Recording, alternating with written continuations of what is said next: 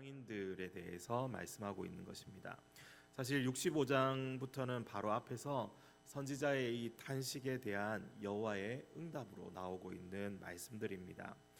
결론부터 먼저 말씀드리자면 여호와는 악인은 심판하시고 당신을 섬기는 백성은 구원하실 거라는 것이 바로 이 65장의 메시지입니다.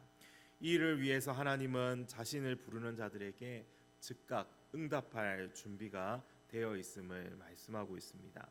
이사야는 앞장에서 주께서 얼굴을 숨기셨기에 주의 이름을 부르는 자가 없다라고 그렇게 탄식했습니다. 그것에 대한 응답이 바로 1절 말씀인 것이죠.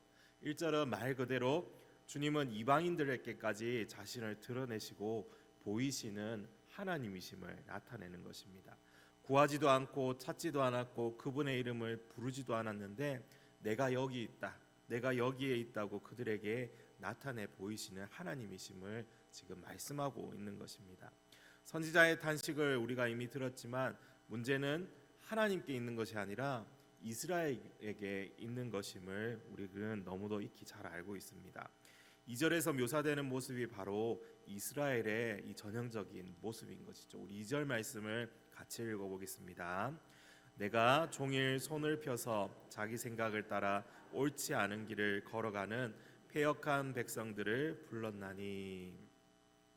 그들은 자기의 이 생각을 따라 옳지 않은 길을 걸어가는 패역한 백성들이었습니다. 이 패역함 또는 완고함, 반항적인 모습을 나타내는 단어이죠.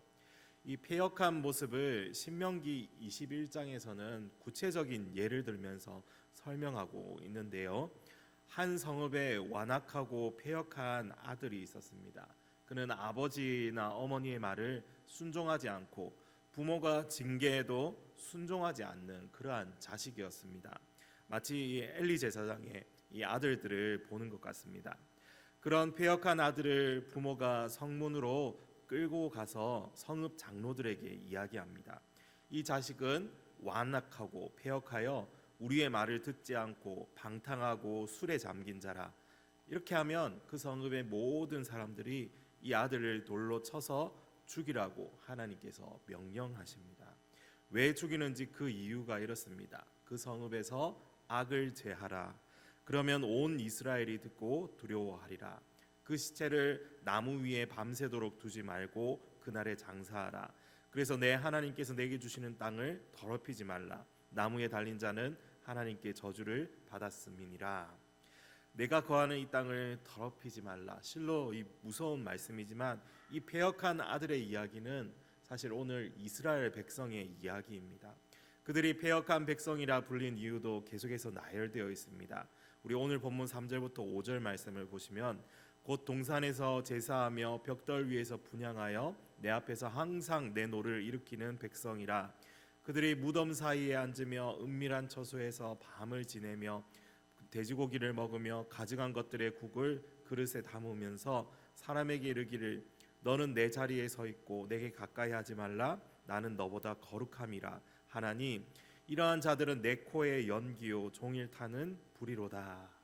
이 우상 숭배를 하며 희생 제사를 드리는 이 행위를 앞부분에서 이야기하고 있고, 또 두 번째는 죽은 자를 기념하는 그 모습을 담고 있고요. 세 번째로 하나님께서 율법에 금지한 행위들, 대표적으로 뭐 돼지고기를 먹지 말고 뭐 이런 부분들을 이 율법을 어기는 행위를 습관적이며 일상적으로 끊임없이 계속해서 행했던 이스라엘의 그 모습을 지금 나타내고 있습니다. 그런데 그것만 있는 것이 아니라 그들은 스스로 거룩하다고 자기 스스로 생각하면서 교만하게 행동하고 있음을 또한 지적하십니다. 다른 사람에게 내 자리에 서고 내게 가까이 하지 말라. 나는 너보다 거룩하다 하면서 스스로를 분리시키죠. 이러한 모습은 신약시대 바리새인과 서기관들에게도 우리는 늘 잘 발견할 수 있는 모습들입니다. 이방인들과 자신들을 철저히 분리시켰고 자신들은 누구보다 율법을 잘 지키고 거룩하다며 생각하고 있었지만 예수님은 결코 그렇지 않다라고 그들에게 항상 말씀해 주셨죠.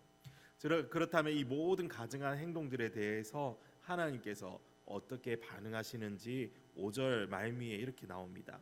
내 코에 연기요 종일 타는 불이라. 하나님께서 나타내시는 분노와 진노의 이미지를 지금 보여주고 있는 겁니다. 6절에서는 하나님께서 내 앞에 기록되었다라고 말씀하시죠. 기록하는 행위는 보통 잊지 않기 위해서 하는 행동입니다. 하나님은 기록된 대로 잠잠하지 않으시고 반드시 그 행위에 대한 보응을 하실 것임을 지금 말씀하고 있는 것입니다.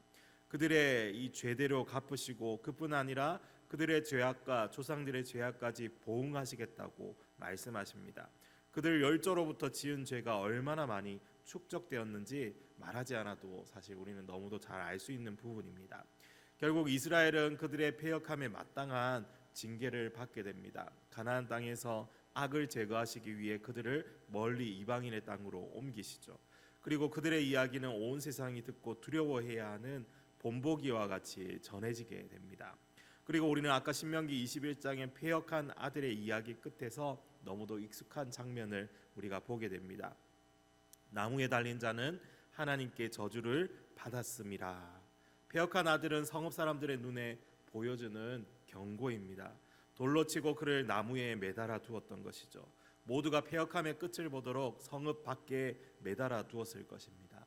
아시다시피 이사야서의 마지막 부분은 회복에 대한 이 메시지를 담고 있습니다. 이스라엘이 다시 회복되고 그들을 위한 구원자 메시아에 대한 소망을 가지고 그를 기다리고 살아가게 하는 말씀을 마지막에 남기고 있는데, 우리는 이 패역한 아들과 이스라엘의 이야기에서 메시아이신 예수님을 떠올려 보게 됩니다. 이 이야기의 끝은 주님이 오셔서 이루실 모습을 나타내고 있습니다. 패역한 아들 이스라엘과 온 세상 이방인들의 죄를 짊어지고 자기 아들로 대신해서 죽음의 돌에 맞게 하시고 나무에 달려 죽게 하시는 하나님 아버지의 이 사랑으로 이어지게 되는 것이죠.